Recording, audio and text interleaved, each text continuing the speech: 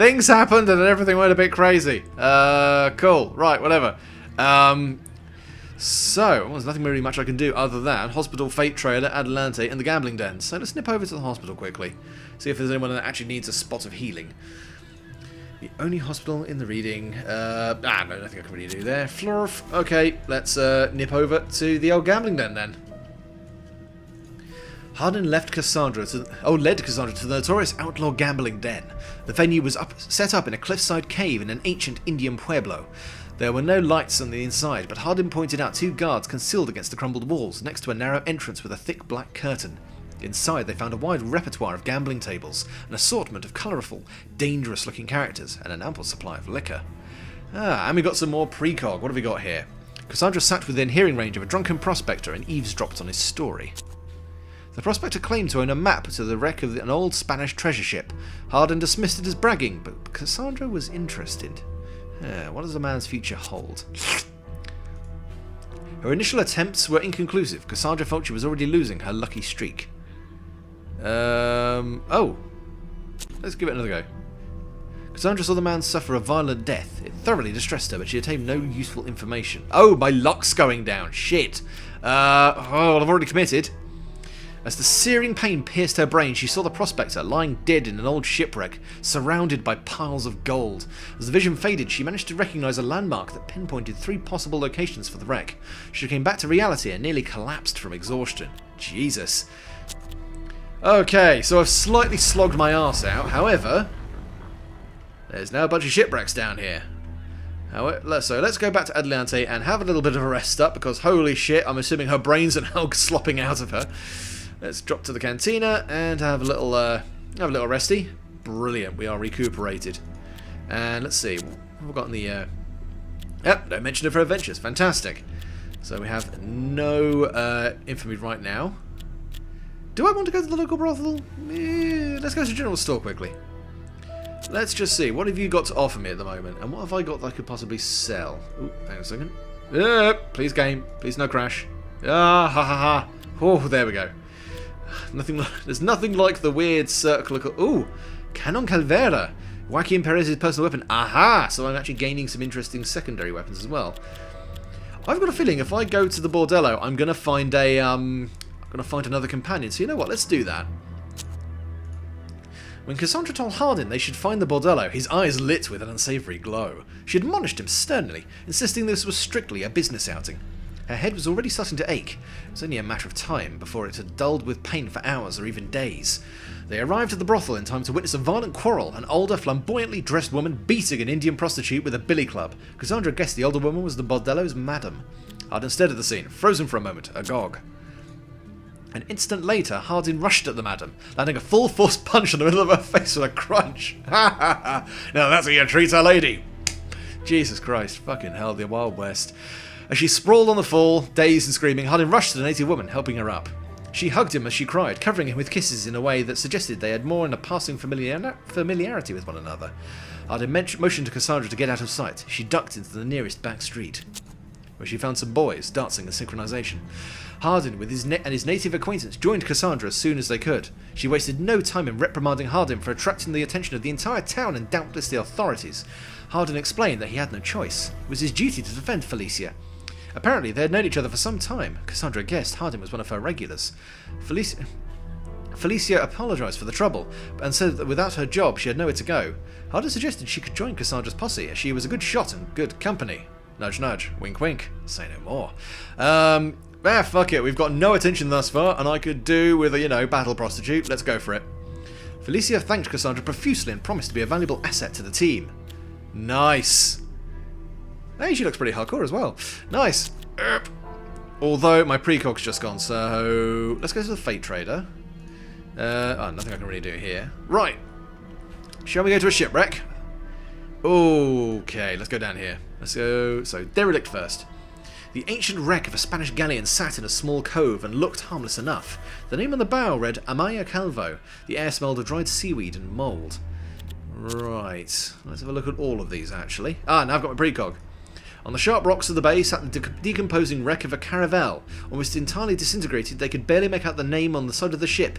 Luis 137. Yeah, Cassandra doubted it would yield much. Let's have a look. Oh shit, numb leg. As he descended into the wreck, Hardin stepped on a sea urchin and had to be helped limping onto the shore. A close inspection of the wreckage yielded an ivory comb and some golden teeth, worth 100 pesos or so. Hardin suggested there might be more valuables at the bottom of the bay, but that obtaining them would mean contending with more dangerous sea fauna.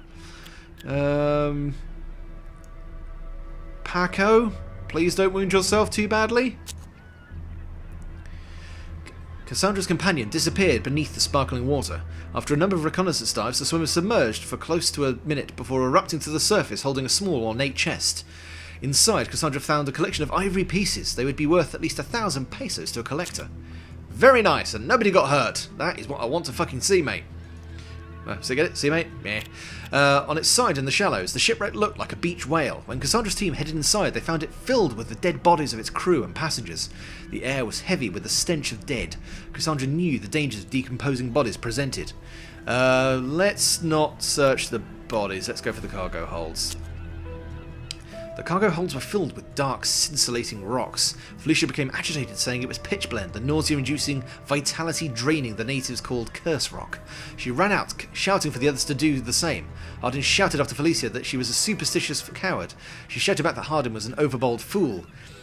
Yeah, let's leave, because I'm pretty sure pitchblende is really not good for you. Let's nip in here and have a try with this shipwreck. The ancient wreck of a Spanish galleon sat in a small cove. Yada yada yada, let's go. Descending into the cargo hold, the team found crates filled with valuables and expensive materials. Much of the treasure had decayed with time. However, a good portion of the silver and gold objects could be salvaged with a significant amount of work. Cassandra decided they needed the money. I apologise. As the salvage continued, Hardin became wary. He told Cassandra that the longer they stayed here, the better chance someone would arrive, perhaps to lay in wait and attack them once they had retrieved all of the treasure. He suggested retreating with what they had now, rather than hope they could get away with everything. I think we can probably manage it. Oh god, okay, well he's been shot a bit. The attack came at dawn. Cassandra and her companions fought valiantly, but the bandit still managed to injure some of the party. Andrew Hardin was hit in the arm. The wound bled prodigiously. Worse still, the shots could be heard for miles. Cassandra cursed the thought that the authorities might come alarmed. Despite the injury, however, the team recovered all the loot on the ship. It totaled several thousand pesos at least. Oh shit, I'm very, very close to actually getting this done. Right, first of all, we are going to, heal everyone, because Hardin's got good and fucked up. The healing went well. Yay! Yeah, let me just have a look at the group at the moment. Come on. Come on, game. You know you got it in you. You know you got it in you. There we go. Yeah, Hardin. Oh no, Hardin's properly healed now. Fantastic. Paco's alright. And Felicia's alright. A native... I never read these, actually. A native child who was kidnapped by settlers. She was educated and named by Europeans, then sold into marriage. Charming. When her husband drank himself to death, she was saddled by his debts and could only hope to make enough money at the local brothel. Oh. Staying alive there made her hard and unsentimental, both excellent traits in a warrior. Fair enough. Well, there's a shitload of stuff we can... we'll outfit this. So let's see. Paco. Big as a house and dumb as a rock. Paco took everything at face value. In his eyes, Cassandra was an angel who walked the earth. She could do no wrong and he would do anything for her. Oh, look at the big shofty.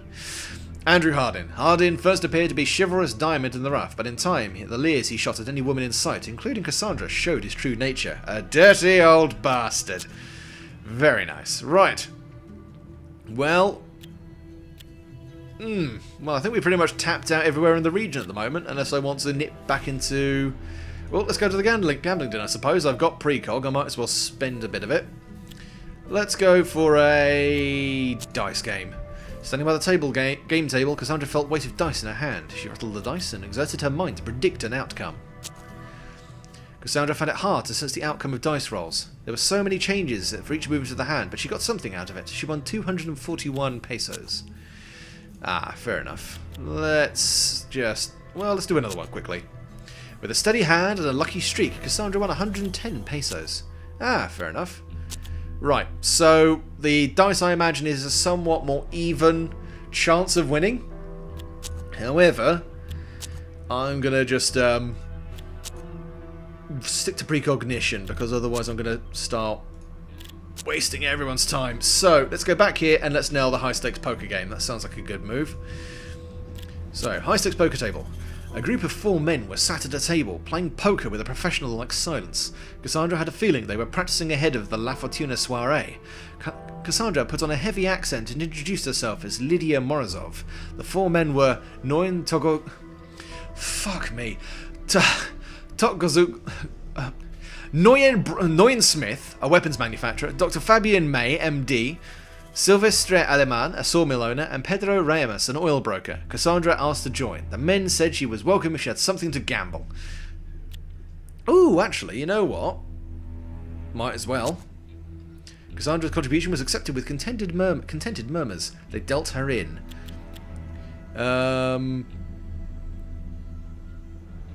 Yeah, let's start with this first of all. Cassandra struck up coquettish conversation while accidentally showing off her cards. Meanwhile, she keenly observed her adversaries. Cassandra lost what she had bet, but noted several tells for each of the 4 players. This knowledge could come well in handy during the big game. Well, that was definitely worth doing. Ah, but now I haven't got a way of making any more money from those guys. Shit. Okay, well that's a slight problem. Right, nothing over here, nothing over here. Just go and see the pilgrims again, just see if I can do anything with these guys. Balls. Alright, well we fucked that up, but I didn't really want to get tongued by weird creepy people, so we'll call it a wash. Damn, I really have to do that. I wonder if I can just sell some of the shit I've got at the moment and see if that'll help. Right, let's go to the cantina and let's see what my, yeah. It seems Cassandra had managed to keep a low profile. Oh, fair enough, I'm still pretty much alright. Okay, let's go to General Store. What will you buy from me, I wonder?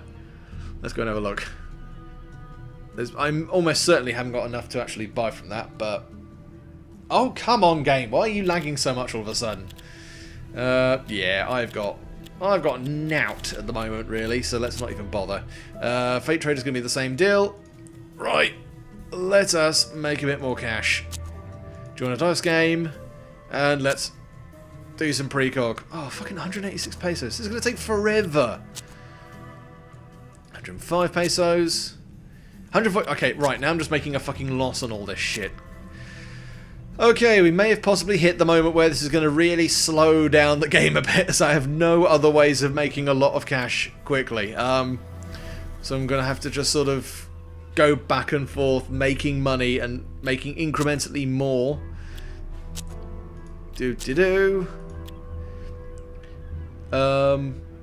Right. Let's leave. Right, we'll probably speed through this a little bit just so I can actually get this shit done. 226 pesos. Oh, it's going to take fucking forever. Oh, shit it. Okay, fine. I really should have just tried to win the fucking cash. Okay, well, we will be back in a bit once I've got all this shit done. Alright, one more trip and we should be good. Thank fuck. That was...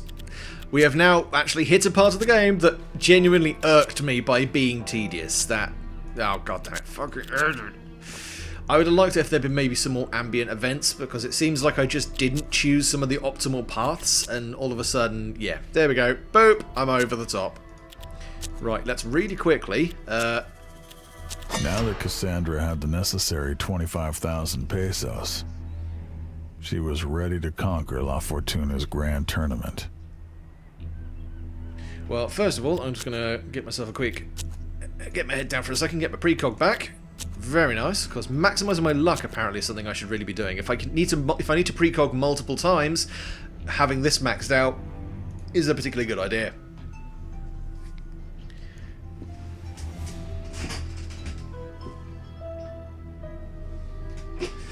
Sorry, that was my phone going off. Cassandra and her companions arrived at the building where the poker soiree was to be held. The imposing building was made entirely out of cast iron and glass, a feat unparalleled in Mexico. They had some time to kill before the game started. Cassandra needed to replenish her buy-in fund to at least 25... Oh, you motherfucker! Could I not find a peso on the fucking floor? God damn it! Hate all. Right. Now I'm going back out. I'm gonna fucking have another sleep, and then I'm going back to the fucking hall. God damn it. I am sorry, senorita. You are 1 peso short. How about you suck my dick? Fucking hell. There we go. Do. Cassandra wandered the floor and sized up the other players while she waited for the tournament to begin. The room was filled with players from all corners of the land, tense with anticipation of the conflict to come. Finally, the cashier booth opened and players began to fork over the cash necessary to register. There was still time for Cassandra to mingle with the guests. Yeah, let's go to the crowd for a second. The soiree was first and foremost a social pageant, where the rich and the famous could shaft their opulence to their peers and rub their success in the faces of their competitors.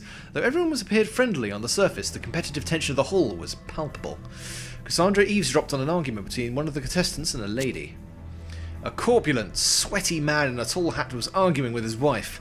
She said he would again lose their fortune. All the while, he assured her that he had been working on his gambling skills. This seemed to enrage her further, and she launched into a tally of his various tells, while he denied all. Interesting. Right. Comes a middle-aged gentleman gazing at her with a cryptic smile.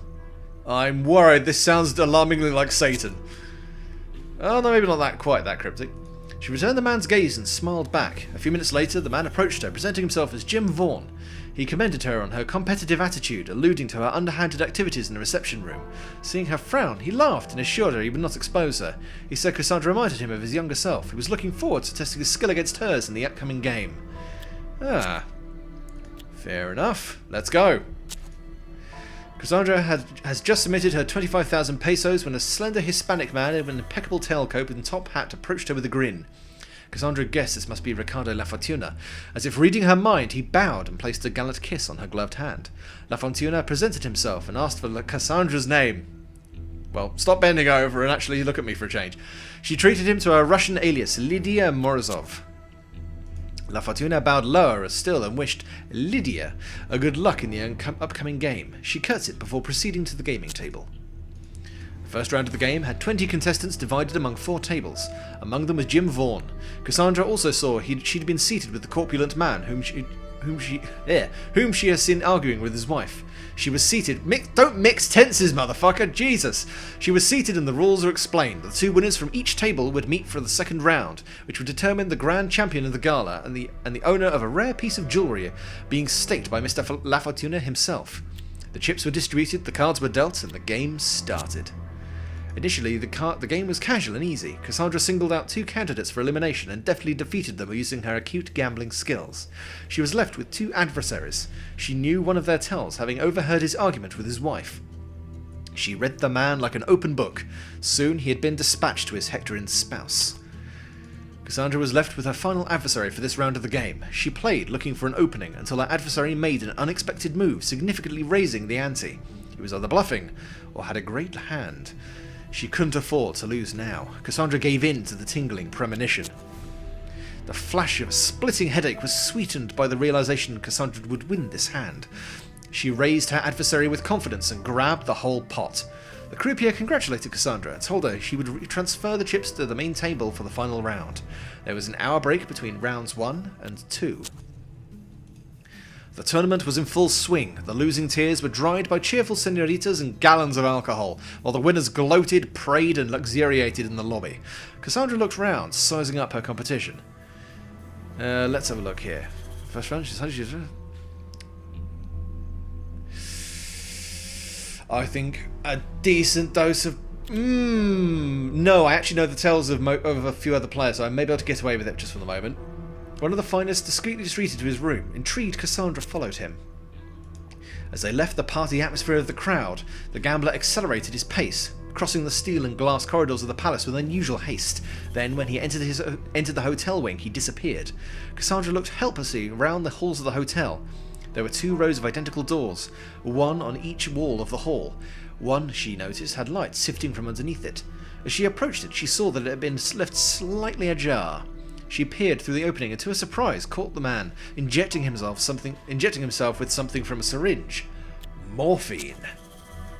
The gambler lay on the bed, oblivious to everyone around him. He was in the full rapture of a morphine shot. Cassandra slipped into the room and gave him another injection of an eavesdrop. I'm not going to fucking hot-shot the guy! Fuck me! Wow, okay, that's a bit much. The players sat down to the final round of La Fortuna's poker tournament. Along with Cassandra, there were 3 other men still in the competition. Jim Vaughn, Dr. Fabian Fay, who she knew from the Pueblo Casino, and another she did not recognize. Names were exchanged, cards were dealt. The game began. The stakes in the final game were higher, as was the skill of the participants. As the game progressed, Cassandra's chip supply diminished until she was on the brink of insolvency. Only a decisive move would improve her situation. She could try and take out Dr. Fabian Fay, whose stash was the smallest. Mr. Rossetti seemed stable. John Vaughn's scheme seemed unmatched. He was doing exceedingly well thus far. Well, I know Dr. Fay is an easy target, so let's knock him. Dr. Fabian Fay never fully held his cards. He lifted them slightly off the table and peeked at them. Every so often he would pick his fine moustache, but Cassandra quickly determined this was not a tell. Although the doctor kept his composure throughout the evening, Cassandra knew what she was looking for. If he held his breath, he was bluffing. From their earlier game in the Pueblo Casino, she knew just when to call and when to bluff. Before long, the doctor had no more chips on the table. He stood up, bowed, complimented each of the players and thanked them for this worthy entertainment. He then strode off into the lobby to relax. To win the tournament, Cassandra still needed to defeat 2 more opponents. Well, Mr. Rossetti seems like the best one to go for. Rossetti seemed apathetic, at least while he was playing.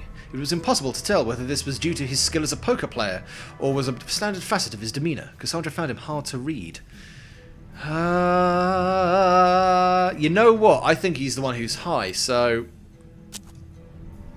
As is typical, the game went to the strategically reckless. Before long, Cassandra had too few chips to hope to compete. She gratefully folded her cards as the other players congratulated her on a good game. Rossetti himself promised that Cassandra could pick a prize from his collection of vintage and unusual firearms, provided she paid his family a visit in their hacienda. Bollocks! Cassandra returned to the lobby to observe the rest of the game. The tournament had finished, and though Cassandra did not win, Ricardo La Fortuna congratulated on an excellent game, and the two chatted for a while. Though La Fortuna had other business to attend to, he invited Cassandra to visit him in his residence whenever she liked.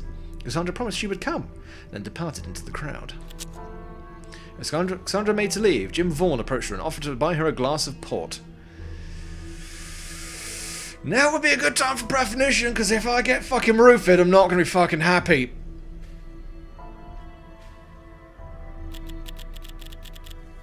Oh, I don't like it. Fuck it. Mr. Vaughn was visibly delighted. He ordered drinks as he told Cassandra about his younger years with a refreshing bluntness. Vaughn had run away from home at a young age and wandered the west, finding no shortage of trouble and becoming an infamous gambler and duelist. One fateful day, however, he played against a powerful man, making a fortune from him.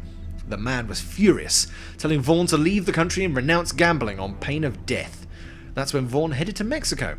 He had been miserable ever since. But when he heard about the tournament, he decided he didn't care anymore. It was worth the risk to play again. What else was life for? Cassandra asked what all he had to do with her. He looked at her wistfully. He told her that he saw his younger self in Cassandra. She had inspired him to take his guns off the hook and go looking for trouble again. If there was one person he would love to ride with, it was her.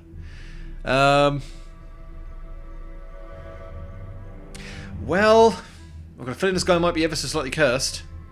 And I don't want to get rid of... You know what, Paco? You seem too nice, and I don't want this to end up in a hold of mice or men sort of situation. So you know what?